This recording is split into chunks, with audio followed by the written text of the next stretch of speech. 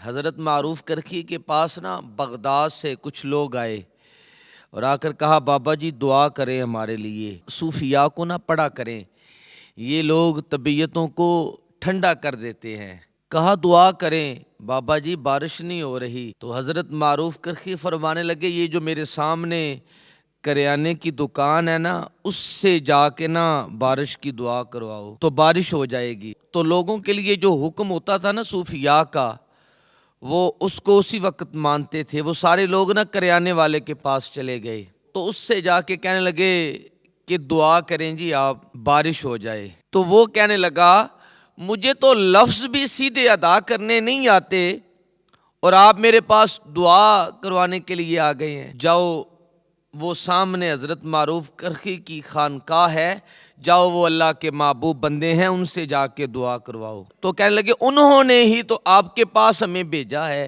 तो कहा, हज़रत मारूफ करखी ने आपको भेजा है? तो कहने लगा, उन्होंने अगर भेजा है तो आओ फिर हाथ उठा के दुआ करते हैं। तो उस करियाने वाले ने हाथ उठा के पता क्या कहा, या अल्लाह तेरे बंदे ने भेजा है मेरे पास, मेहरबानी करना, या अल्लाह बारिश बरसा दे। तो कहते हैं उसकी दुआ अभी मुकम्मल नहीं हुई थी तो अल्लाह ने बारिश को बरसाना शुरू कर दिया, हर तरफ खैर हो गई।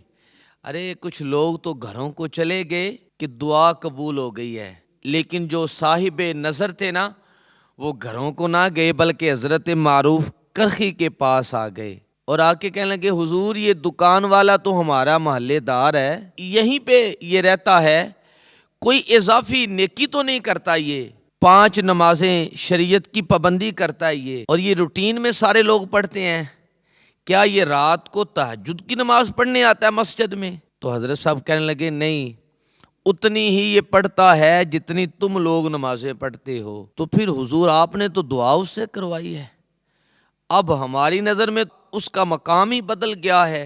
तो हज़रत मारूफ करखी फरमाने लगे, फ़राइज़ भी ये वही अदा करता है जो तुम अदा करते हो, लेकिन 30 साल हो गए हैं इसको दुकान चलाते हुए, तो मैंने जब भी देखा है इसको सौदा पूरा तोलते हुए देखा है। अरे जो 30 सालों से अपने रब की नाफरमानी ना करे, वो जब भी हाथ उठाएगा अल्लाह उसकी दुआ को कबूल फरमा लेगा। थोड़ा सा अपने माहौल में खैर वाला मिजाज पैदा करें। दूसरा ना, किसी दूसरे को सुनने का मौका बनाएं, थोड़ी सी तबीयत लगाएं, देखें कि मैं किसी के कितना काम आ सकता हूँ। ये तो मैं रोज कहता हूँ कि फुला गलत हो गया, फुला गलत हो गया, पर यह भी तो बता ना कि मैं कितना सही हूँ। अपनी तबीयतों में ना ठहराव पैदा करके हिल्म, हौसला, बुर्दबारी ला के ना अपने हिस्से का किरदार अदा करें। अगर किसी जगह पे कुछ लोग कुंद ज़ेन है ना, तो मुझे आगे चल के कुछ देख लेना चाहिए। मेरे साथ एक साहिब कहने लगे,